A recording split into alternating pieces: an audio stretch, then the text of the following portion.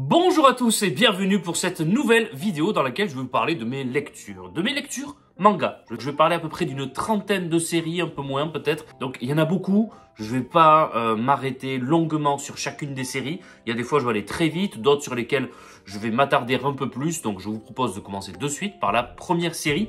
Et on commence très fort avec une série quand même très malaisante, avec un mangaka qui est connu pour faire des séries très gênantes, très perturbantes, dont les couvertures et les titres ne préfigurent pas forcément ce qu'on va trouver dans le titre lui-même, j'ai envie de dire. Alors, par exemple, vous prenez sa série Les Liens du Sang. J'ai dû en lire 4-5 des tomes des Liens du Sang. On attend d'ailleurs le tout dernier, me semble, qui devrait arriver là aux éditions Kiun, donc de Oshimi. Vous prenez les couvertures, elles sont super belles, vous voyez une mère avec son fils, cette mère qui protège son fils, on les sent très heureux, les liens du sang d'ailleurs, c'est une famille qui est unie. Et puis en fait vous lisez le tome 1, et là vous vous dites, ah ouais quand même, en fait c'est l'histoire d'une mère qui est beaucoup trop protectrice envers son fils.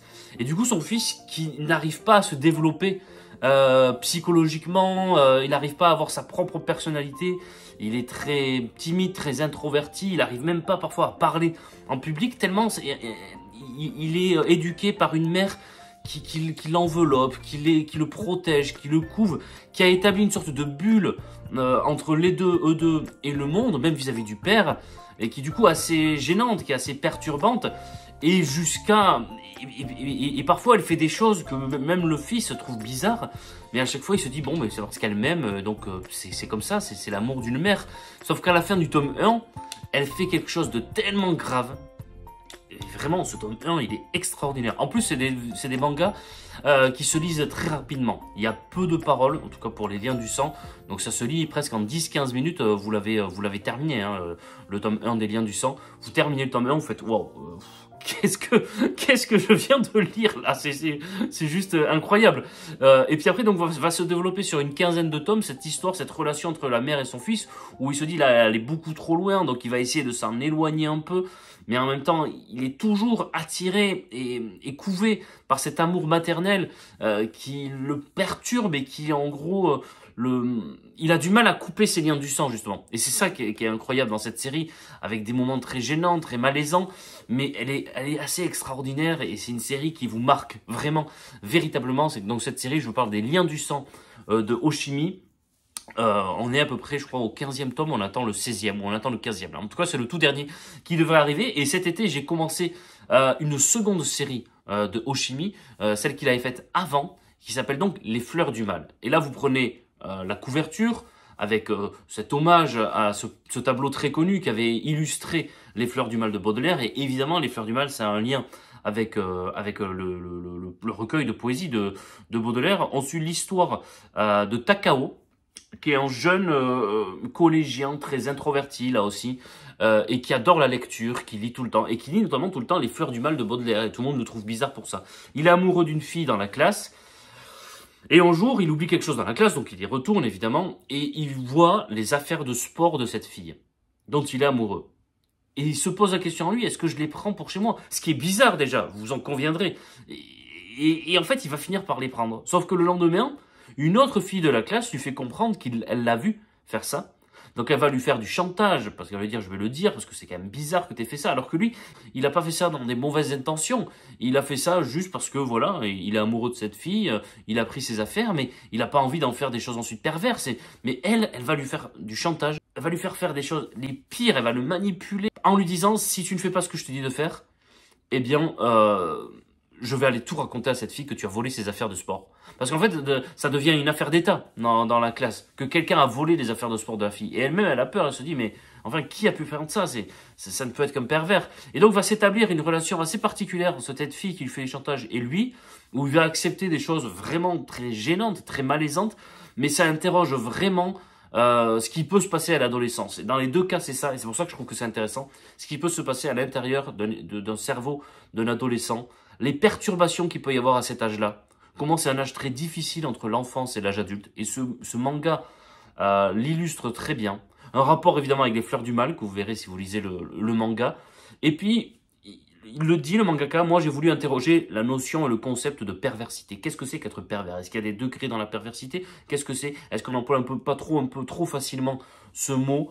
Il a voulu interroger ce concept. Ce qui est assez intéressant, mais ça rend la lecture, comme je vous dis, parfois, vous vous dites, waouh, mais qu'est-ce que je suis en train de lire? Donc voilà, c'est chez Kiyun. Alors je vais vérifier en direct le nombre de tomes, il y en a 11, voilà, je regarde parce que j'ai mon ordinateur devant avec toutes mes notes, parce que sinon, ça serait compliqué de me souvenir de toutes mes lectures. Voilà, j'ai toutes mes notes et je peux vérifier comme ça des informations en direct, vous savez tout.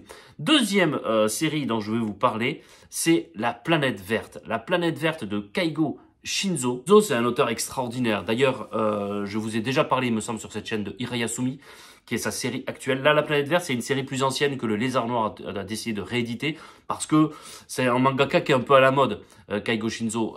Il a fait Hirayasumi, il a fait Mauvaise Herbe, qui est l'un des mangas les plus extraordinaires de ces dernières années. Vraiment. C'est en 4 tomes, c'est très court à lire, c'est bouleversant. C'est la preuve que le manga, c'est loin d'être juste des trucs divertissants pour faire rire, un peu bête. Lisez Mauvaise Herbe et vous verrez que vous n'aurez plus jamais cet avis. Si jamais vous avez eu un jour cette idée un peu bizarre dans la tête que le manga, ce ne serait que du divertissement et des choses idiotes, lisez Mauvaise Herbe, vous allez voir que vous allez vite changer d'avis. Il a fait Tokyo Alien Bros également, qui est un peu plus léger, mais avec quand même beaucoup d'idées derrière. Et donc Hirayasumi, c'est sa série actuelle sur un jeune homme un peu pacha, qui vit d'un travail mais qui n'a pas vraiment de responsabilité, qui vit au jour le jour, qui a une relation très amicale avec une personne âgée, qui finira par décéder très rapidement dans le tome 1 et par lui léguer sa maison. Et dans cette maison, il va accueillir sa nièce, je crois, ou sa cousine, je sais plus exactement. Je crois que c'est sa cousine dans cette maison qui vient faire des études d'art à Tokyo. Donc elle va être hébergée chez lui. Et donc ça va être un peu un bouleversement chez lui. Et donc ça va être ses tranches de vie, de comment gérer l'arrivée de cette cousine chez lui, qui est plein d'enthousiasme, qui a envie de mordre la vie. Et donc il va se passer des choses entre les deux, parce que cette relation va être très sensible, très émouvante, la relation entre ce cousin ou cet oncle. Je sais plus du tout, parce que je l'ai pas relu là. Je l'ai lu cet été. J'en ai lu 2-3 des tomes de Hirayasumi cet été. J'ai le dernier là à lire, le tome 6 que je me suis acheté. Il faut absolument que je le lise, mais je l'ai pas lu pour le bien de cette vidéo. J'en parlerai du coup au prochain mois. Mais c'est extraordinaire. Enfin, Hirayasumi, vous riez, vous pleurez. Il y a des fois, juste avec une case, il arrive à transmettre plein de sentiments, c'est extraordinaire. Et là, La Planète Verte, donc c'est une ancienne série que le Lézard Noir a décidé de rééditer, une série de science-fiction, avec un employé à temps partiel, malheureux, qui travaille pour une société de transport spatial, et qui, par accident, avec son collègue, arrive sur une planète un peu bizarre, parce qu'elle est peuplée de grenouilles. Il y a 2 soleils, et ils la trouvent vraiment très bizarre. Ils ont juste envie d'une chose, c'est que leur vaisseau puisse se réparer, et de repartir sur Terre. Et donc, en fait, petit à petit, on va les voir vivre sur cette planète.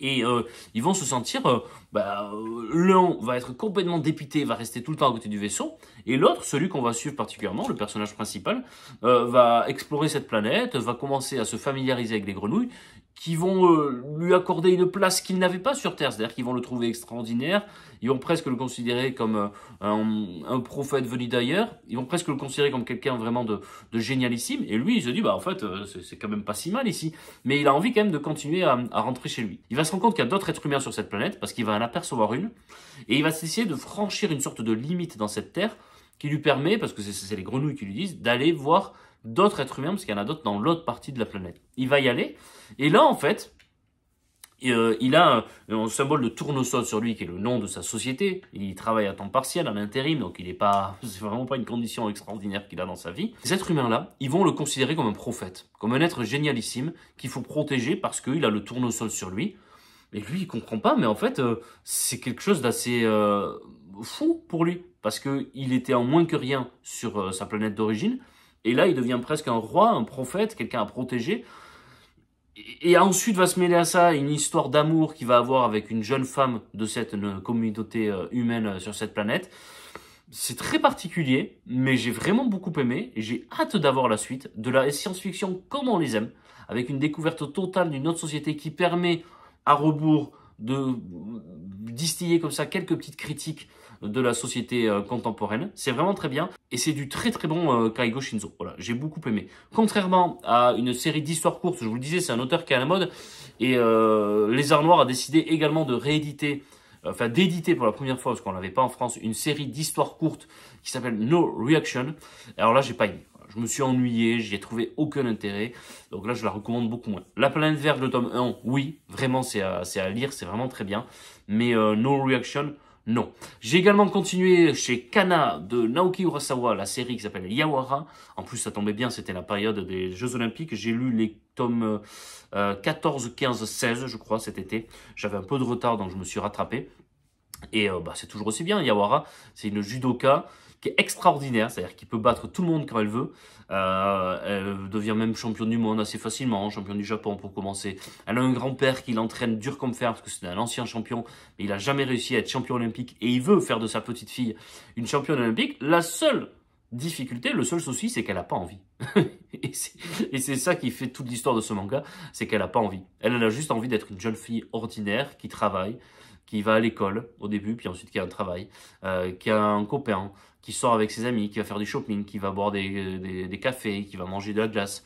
Et son grand-père, il veut pas lui laisser faire tout ça. Et donc, c'est toute l'histoire de ce manga, et c'est ce qui fait que ce manga est juste extraordinaire. J'ai lu aussi 4 tomes de la série Kingdom. Là aussi, j'avais un peu de retard.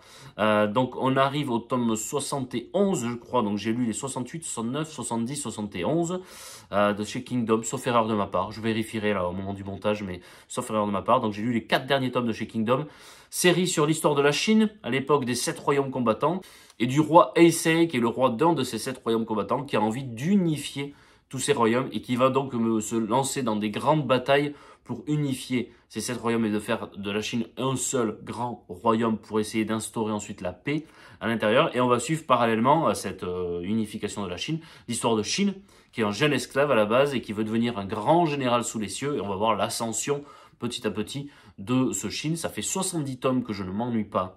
C'est une série phénoménale. Si vous aimez l'histoire, c'est fait pour vous. Si vous aimez les stratégies, c'est fait pour vous aussi, parce que on voit les batailles, à la fois les combats très rapprochés, mais on les voit également dans l'aspect stratégique très global. Et moi qui n'aime pas trop les stratégies militaires habituellement, je vous le disais l'autre jour pour le livre Les guerriers de l'hiver, là je trouve ça intéressant parce que c'est très bien expliqué. Et ça a à chaque fois un impact et un lien avec ce qu'on va lire ensuite et avec les batailles et les combats rapprochés. Et donc on va à chaque fois comprendre ces gens-là qui sont en train de se battre, quel est l'enjeu par rapport à tout ce qui se passe autour et même ce qui se passe de manière générale dans la campagne. C'est vraiment très très bien expliqué et c'est jamais ennuyant quand la stratégie est évoquée. Ce que je trouve assez régulièrement, je m'ennuie lorsque la stratégie est évoquée. Là, c'est pas le cas. Donc Kingdom de la maison d'édition Meian. Autre manga de chez Meian que j'ai lu cet été, je suis arrivé au tome 12. J'ai lu les tomes 11 et 12 cet été, c'est Egrégor. Là aussi, c'est vraiment très bien. Une série de dark fantasy excellente. Voilà, je peux pas vous en dire plus parce qu'il faut vraiment la découvrir, cette série. Il y a beaucoup de personnages. C'est chez Meian. Si vous aimez l'heroic fantasy, et là on est plus dans la dark fantasy comme je vous le disais, c'est une série qui est faite pour vous. Allez la découvrir. C'est impossible à résumer en fait, tellement c'est assez complexe. Le chapeau à l'auteur qui s'appelle Jay Square et le dessinateur c'est Kim Jae-won parce qu'ils rendent ça cohérent. Il y a même des carnets qui sont écrits au fur et à mesure pour essayer encore plus d'expliquer tout ça. Ce sont des belles couvertures à chaque fois, c'est des belles éditions. Donc franchement c'est une maison d'édition qui vaut le détour. Et là vraiment avec Egrégor il y a 12 tomes, l'histoire donc de ces 4 jeunes dans un univers médiéval fantastique, dark fantasy, avec des planches sublimissimes. C'est vraiment voilà pour moi un des mangas que je préfère lire. Et vraiment une histoire très complexe. Donc voilà, 12 tomes à ce jour. Le prochain dont je voulais vous parler, ça s'appelle Out. Et là, c'est un genre tout à fait différent. Vous voyez, dans cette vidéo, j'aborde vraiment des séries très très très différentes les unes des autres. Mais c'est ça aussi que j'aime bien faire ici. Out, c'est une série de Furio. Donc Furio, c'est des lycéens, des jeunes qui se battent. Et à chaque fois, moi, que je lis du Furio, j'essaye de distinguer les Furios où il y a vraiment que de la bagarre et les Furios où il y a un peu plus quand même de profondeur et qui sont intéressants. Par exemple, le Furio, qui n'est pas vraiment un Furio parce qu'il est plus très jeune, c'est GTO, donc ce jeune prof qui arrive dans une classe, etc. Et GTO, en fait, ça va très au-delà de juste un type qui arrive et qui veut se battre et qui est un peu particulier comme personnage principal. GTO, C'est une des meilleures séries de tous les temps. Peut-être que j'en parlerai un jour parce que c'est hyper bouleversant sur ce qui arrive justement à ces lycéens, sur ce qu'ils peuvent avoir en tête à cet âge-là, sur le harcèlement à l'école, sur plein de sujets qui sont passionnants, sur les difficultés que peuvent connaître les enfants. Là, c'est un jeune qui était dans une maison de redressement, qui sort de prison à 17 ans et qui est envoyé dans un endroit bien loin. On lui dit, voilà, il faut que tu arrêtes les bêtises, il faut maintenant que tu te réinsères dans la vie. Et donc, il va travailler dans un restaurant de chez sa tante. Évidemment, tout va pas se passer comme prévu et c'est toute l'histoire de ce manga et franchement, c'est plutôt bien gratté, c'est intéressant, il y a quelques parties amusantes, d'autres parties très intéressantes sur justement, est-ce que c'est possible de se réinsérer? Est-ce que la rédemption est possible? C'est tout l'enjeu de ce manga. On a 4 tomes qui sont sortis actuellement chez Meigan, qui je crois a mis en place ce système d'abonnement comme il faisait souvent. Moi c'est ce que je faisais également au début pour Kingdom. C'est-à-dire qu'au début Kingdom ils les ont sortis 4 tomes après tome parce qu'ils étaient en retard par rapport à l'édition japonaise, donc ils avaient tout le retard à rattraper. Là ça y est, on a rattrapé l'édition japonaise avec Kingdom. Mais au début, je m'abonnais et pour vraiment un prix modique, je recevais, je crois que c'était tous les 2 mois, je recevais 4 tomes. Mais c'était génial. Quand je recevais à la maison 4 tomes sur 4 tomes sur 4 tomes pour Kingdom. Enfin, voilà, j'adorais cette période. C'était génial. Donc voilà, Out, que je vous conseille, mais je vous préviens, c'est du furio. J'ai lu également 3 tomes de Kujo l'implacable. Alors, Kujo l'implacable, c'est chez Kana. C'est une série que je vous conseille parce qu'elle est incroyable, mais c'est une série d'une noirceur presque inégalable. C'est un auteur d'ailleurs qui fait aussi une autre série très noire qui s'appelle Ushijima sur un usurier. Et en fait, il arrive à aborder les couches et les couloirs les plus sombres de l'âme humaine et les sujets les plus terrifiants et les plus difficiles de la société japonaise contemporaine. Et qui nous parle aussi à nous, parce que c'est des sujets qui nous parlent. Sur le traitement que l'on fait des personnes âgées, sur l'inceste, sur la prostitution étudiante. Enfin, il y a plein de sujets très compliqués qui sont abordés dans cette série à travers ce Kujo, qui est un avocat qui, à la base, peut sembler sans foi ni loi et sans morale, parce qu'il va défendre tout à la fois ces jeunes victimes, mais il va également défendre des jeunes ou des moins jeunes issus d'organisations criminelles. Donc on se dit, en fait, lui, il n'y a que l'argent qui l'intéresse. Et en fait, on se rend compte au fil des tomes, là je suis arrivé au tome 6, il me reste le tome 7 à lire, qui vient de sortir aux éditions Kana, on se rend compte qu'il est en train de définir sa propre morale.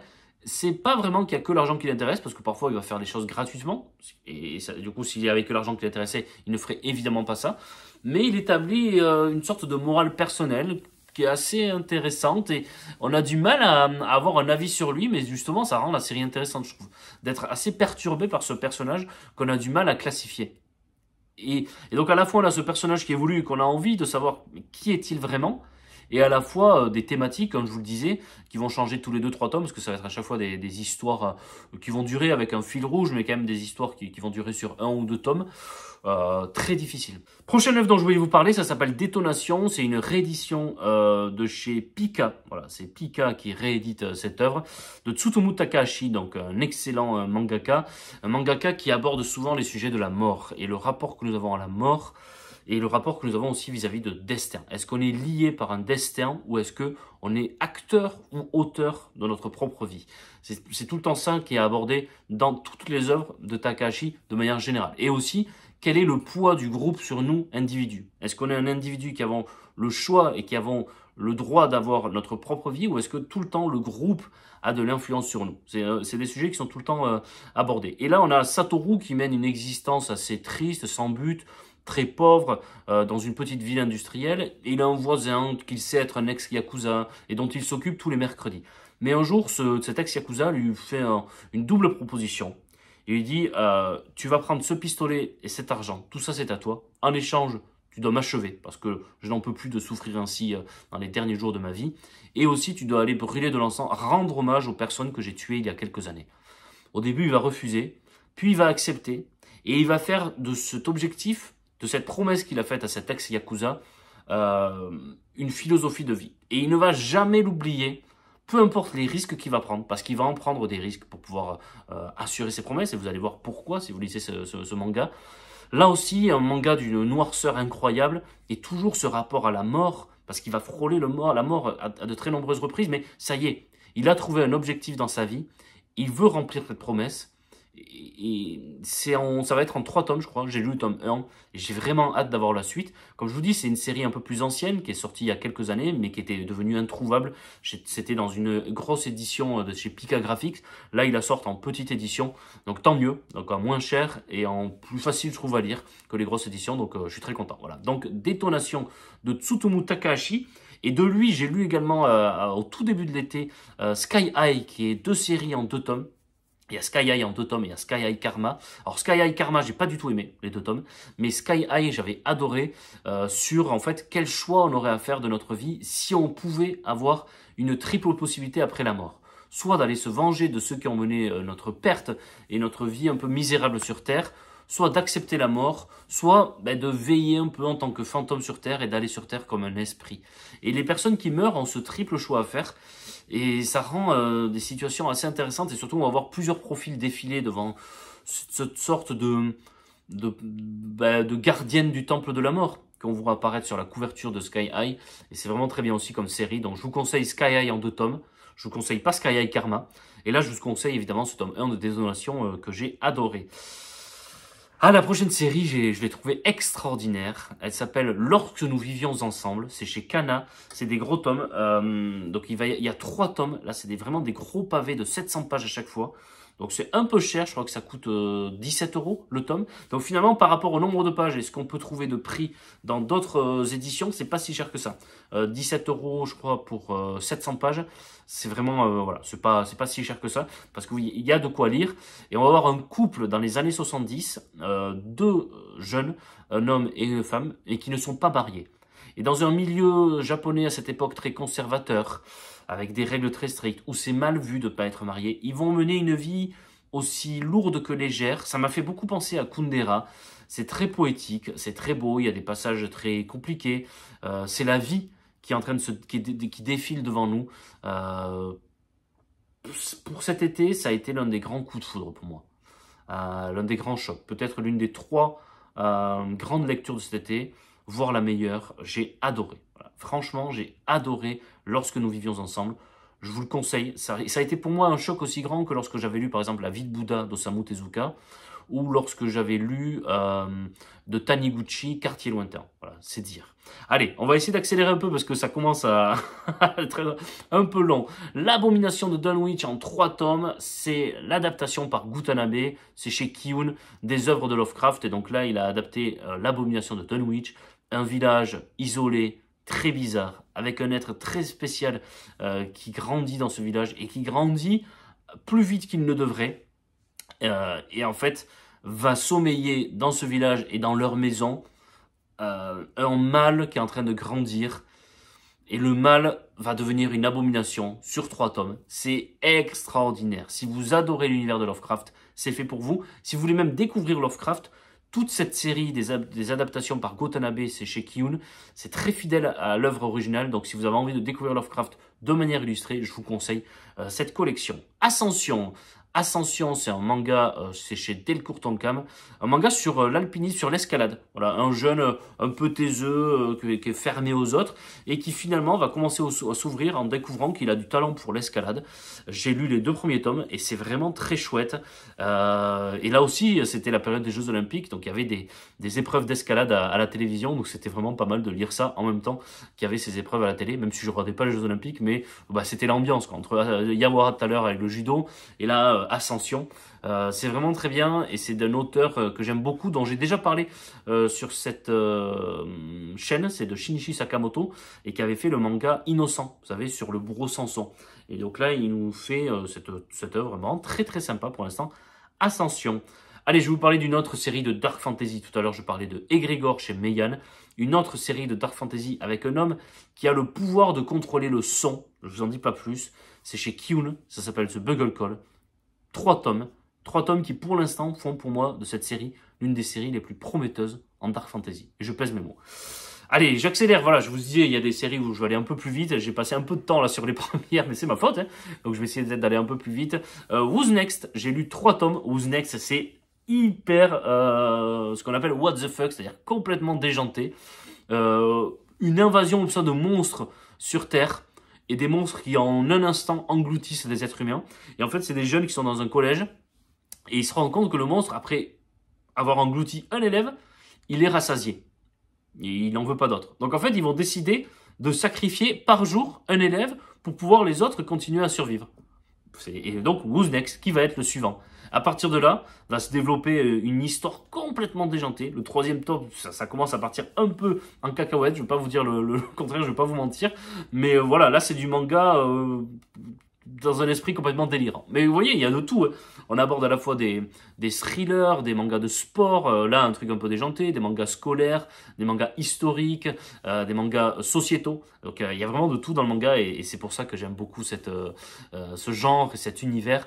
Pareil avec The Arms Peddler, une série, c'est chez Kiun. Malheureusement, elle est en pause, cette série, au Japon. Donc, on n'a que 7 tomes. On a un monde post-apocalyptique, un enfant dont la famille a été massacrée devant lui, qui est sauvé par une vendeuse d'armes, qui va décider de le suivre, et qui petit à petit va regretter de l'avoir suivi, parce que c'est un univers de charognards, un univers de zombies, un univers de nécromanciens, de bandits, de milices, c'est un univers hyper sombre, pas de place pour les faibles, c'est la loi du plus fort, et vous allez voir cette série. Moi j'ai lu le tome 1 là cet été, je l'ai trouvé bouleversante. Génial. Donc voilà. Donc je vais découvrir les autres avec hélas, en sachant qu'au bout de 7 tomes, ça va malheureusement s'arrêter. J'ai lu, alors là je vais aller très vite sur celui-là parce que j'ai détesté. Je pensais que ça allait être un manga sur le piano, sur la musique. Nodame Cantabile. Et en fait, non, c'est un josei. Donc c'est une histoire d'amour entre deux pianistes. Mais une histoire d'amour un peu niaise, que j'ai pas du tout aimé. J'étais pas le public. C'est pas fait pour moi. Et donc je vais arrêter après ce tome 1. Grosse édition, hein, là aussi, il y avait pas mal à lire. Mais voilà, j'ai pas du tout aimé. Donc après, si ça vous dérange pas ce genre d'histoire, allez-y, foncez. Mais moi, j'aime bien quand les histoires d'amour ont quelque chose en plus derrière, lorsque c'est intéressant, comme tout à l'heure, lorsque nous vivons ensemble, qui est aussi une histoire d'amour, mais quand même qui est beaucoup mieux traitée et beaucoup plus passionnante que là. Nodame Cantabile, non, j'ai vraiment détesté. Je vais vous parler maintenant de Trait pour Trait, un titre chez Akata de Akiko Higashimura. Une superbe mangaka, une superbe autrice qui là raconte sa jeunesse et comment jeune elle a développé sa formation pour le dessin et pour le manga avec un hommage, j'ai lu qu'un tome sur 5, mais avec un hommage à un prof d'un atelier qu'elle a eu, à qui elle veut rendre hommage et qui était à la fois brutal mais tellement attentionné pour ses élèves. Oui, c'est une déclaration d'amour à ce prof. Et c'est la manière dont elle a grandi et dont elle a réussi à progresser à l'époque. Et c'est sa relation en même temps avec le dessin, avec sa famille. C'est très touchant. J'ai lu un tome sur 5, je vous le dis, mais c'est déjà pour moi l'une de mes séries préférées de cette année. Vraiment, vraiment très, très, très touchante. J'ai lu aussi d'elle, j'ai terminé la série Tokyo Tarareba Girls. C'est l'histoire de jeunes trentenaires au Japon qui ne sont toujours pas mariés. Et au Japon, c'est très mal vu à cet âge-là. Elles ont 35 ans, je crois, de ne toujours pas être mariées, de ne pas avoir d'enfants. Elles sont célibataires. Elles passent des soirées, les trois ensemble, à boire, à manger, à s'amuser et tout. Et c'est assez mal vu. C'est très, très bien. C'est très drôle. Mais c'est très touchant. C'est en 9 tomes. J'ai terminé la saison 1. Je crois qu'il va y avoir une saison 2 là qui va arriver. Je ne suis pas sûr de la lire parce qu'on va changer de personnage. Mais je l'ai trouvé vraiment très très bien. Donc Akiko Higashimura, je vous conseille cette mangaka. Quasiment tout ce qu'elle fait, j'adore. Donc là, Trait pour Trait, j'ai hâte de lire la suite. Allez, je vais parler maintenant de 2 séries de Kujimori chez Vega Dupuis. Kujimori qui est maintenant très connu parce que c'est celui qui a repris Berserk. Après la mort de Kentaro Miura, c'était le grand ami de Kentaro Miura. Il lui a révélé à lui la fin de Berserk et donc c'est lui qui est chargé de poursuivre l'aventure et de terminer la série Berserk. Là, je vais vous parler donc de 2 séries de Kujimori qui sont Holy Land et Genesis. 2 séries très très différentes. Holy Land sur un jeune lycéen qui n'a aucun but dans la vie, qui est malheureux, qui est triste, qui est harcelé et qui va décider de changer de vie en apprenant à se battre et qui va enfin trouver sa place dans le monde en se battant et en devenant presque une terreur des rues. Et c'est une œuvre très autobiographique parce que Kujimori, apparemment, c'est ce qui lui est arrivé lorsqu'il était jeune. Donc certes, c'est un manga sur... c'est très violent comme manga parce qu'il va parfois aller très loin dans la violence dans la rue, mais en même temps, c'est une série assez touchante parce qu'on va voir que il se rend compte lui-même que finalement, c'est sa seule manière d'exister et que s'il n'avait pas ça, il redeviendrait ce jeune, fragile, harcelé qu'il était. Et donc, il ne peut plus s'arrêter dans ce chemin. Du coup, c'est un peu touchant quand on sait que l'auteur lui-même a connu ça. Et Genesis, c'est complètement différent, c'est un peu délirant. C'est des jeunes étudiants en paléontologie, je crois, qui sont un jour, par accident, transportés à l'âge préhistorique. Donc, ils vont arriver, la lutte entre Néandertal et Sapiens Sapiens, Homo Sapiens Sapiens, avec des mammouths, enfin voilà. Et il y a même des soldats de l'armée allemande de la Seconde Guerre mondiale qui vont atterrir aussi dans cet univers. Enfin, un truc un peu bizarre, mais le problème de cette série, c'est qu'on n'a plus de nouvelles. Depuis le 11e tome, pas de nouvelles. Donc je sais pas si Vega Dupuis va la continuer ou pas, il n'y a pas de communication de leur part. Je trouve ça un peu gênant. Donc est-ce qu'on va avoir des nouvelles? Est-ce qu'on va avoir le 12e tome? Parce que je crois qu'au Japon, il y a eu un 12e tome qui est sorti. Là, en France, on ne sait pas. Donc est-ce qu'on va la voir? Je ne sais pas. Donc, en tout cas, depuis le 11e tome, ben, on n'en sait pas plus. Donc voilà, je vais passer à la suite. Je vais vous passer à Crescent Moon. Crescent Moon, qui est une série en 2 tomes. C'est chez Kiyun. On attend peut-être la suite. Et c'est une série sur Mary Shelley. Voilà, Mary Shelley qui va vivre des aventures. Et en fait, à travers ça, on va en apprendre plus sur elle et sur son rapport à son œuvre de Frankenstein. C'est très très bien. Chez Kiyun, une série terminée cet été. Valalian, sur un samouraï qui va être transporté dans un monde assez particulier avec d'autres combattants de l'histoire, d'autres grands généraux de l'histoire qui vont devoir se battre autour d'un arbre qui est l'objet d'une religion des Vikings, en fait qui est l'arbre sacré de la religion des Vikings. Et donc en fait ils vont se retrouver là pour se battre entre eux. Donc ça va être juste l'occasion de se faire s'affronter les plus grands généraux, les plus grands stratèges de l'histoire. C'est en 6 tomes, ça n'a pas d'autre ambition, c'est divertissant. Bon, je peux pas dire que j'ai adoré. C'était divertissant au début, mais il fallait que ça s'arrête au bout d'un moment. Et le 6e tome, le 5e, le 6e tome sont vraiment pas top. Donc il fallait quand même que ça s'arrête. Chez Kiyun, par contre, une bonne série dont j'ai lu le tome 1, il faudrait que je le continue un jour d'ailleurs. Ça s'appelle Isabella Bird, qui était une Anglaise au 19e siècle, qui est partie découvrir le Japon. Donc vraiment très intéressant sur la rencontre culturelle entre 2 civilisations complètement différentes à cette époque. Le Japon qui commence à s'ouvrir à la modernité et cette Anglaise qui arrive, mais en même temps il y a des gens qui sont très réticents à cette ouverture à d'autres cultures. Donc il va y avoir vraiment un choc entre 2 cultures, cette britannique et les japonais, et un choc aussi entre 2 mondes. Le monde ancien japonais et ce monde nouveau qui est en train de se dessiner d'ouverture à la modernité. Donc j'ai vraiment beaucoup aimé ce tome 1. Chez Kiyun, ils ont aussi une série qui s'appelle Bright Stories. Là, j'ai lu les 7 premiers tomes. Et Bright Stories, c'est une histoire qui se déroule dans un petit village d'Asie centrale sur la route de la soie au 19e siècle, je crois aussi. Et on va suivre donc une jeune femme qui va être mariée à un jeune homme d'un autre village.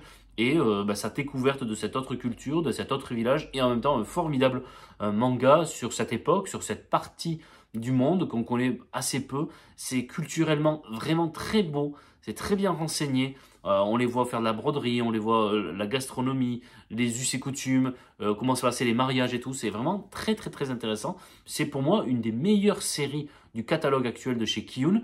Et même, je connais beaucoup de gens qui n'aiment pas le manga, mais qui adorent cette série parce que vraiment, sur l'aspect culturel de ces steppes d'Asie centrale, c'est génialissime. Prochaine série, c'est Crying Freeman, que j'ai lu d'ailleurs la nuit dernière. Je l'ai terminé hier soir. On est au Japon à la fin du XXe siècle, dans les années 70-80. Je ne sais plus exactement à quelle époque ça se situe. En tout cas, c'est au XXe siècle, c'est sûr. Et on a donc une mafia chinoise qui veut intégrer le marché japonais de la drogue, qui veut s'y installer. Sauf que au Japon, la mafia japonaise, elle, ne veut pas entendre parler de la drogue. Et donc, on a un chef de l'organisation criminelle des Yakuza qui, lui, arrive à bloquer tout ça. Et donc, en fait, les Chinois vont vouloir assassiner ce chef japonais pour pouvoir ensuite intégrer le marché japonais. Et on va suivre en même temps l'histoire de ce Crying Freeman, qui est une sorte de tueur à gages au service de la mafia chinoise. On va découvrir son histoire, qui est très bouleversante. Et il va y avoir une histoire d'amour entre lui et une jeune femme qui va fortuitement rencontré lorsqu'il va arriver au Japon pour accomplir cette mission. Il va en tomber amoureux, c'est très beau, c'est une belle histoire d'amour, et en même temps, lui, sa propre histoire, elle est très touchante, et il y a des superbes dessins. Franchement, c'est un manga hyper beau. C'est réédité chez Glénat sur un format un peu plus grand, donc ça permet d'avoir des doubles planches vraiment très belles.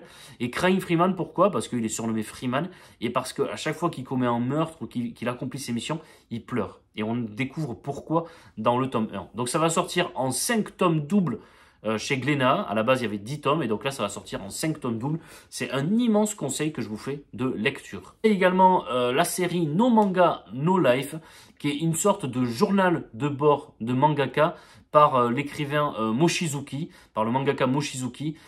C'est très bien, voilà. Et on voit que c'est quelqu'un d'assez atypique. Mochizuki. Donc il y a des anecdotes comme ça qui racontent qui en ferait presque quelqu'un avec des troubles autistiques, parfois on se dit même. Et sa manière de vivre, sa manière d'être père, et en même temps de continuer à vouloir toujours inventer d'autres histoires. C'est un très beau journal de bord d'écrivain. Il y en a dans la littérature classique, mais dans le manga aussi on en trouve. Et là, clairement, c'en est un. On peut penser également à Journal d'une vie tranquille, un autre manga, lui, édité chez Vega Dupuis. Mais là, non manga, no life. Je crois qu'on attend le tome 2 aussi. Il n'y aura que 2 tomes. J'ai hâte de me plonger dessus. Hâte aussi d'avoir la suite de Peleliu Gaiden. Peleliu Gaiden, là aussi, chez Vega Dupuis. Donc c'est une série spin-off de la grande série Peleliu, qui est une immense série sur la Seconde Guerre mondiale. Peut-être que je vous en parlerai un jour, je ferai peut-être un éclaircissement sur cette série. Mais là, Peleliu Gaiden, c'est vraiment très très chouette. Donc c'est des histoires courtes qui sont en parallèle avec la grande histoire que l'on découvre dans Peleliu.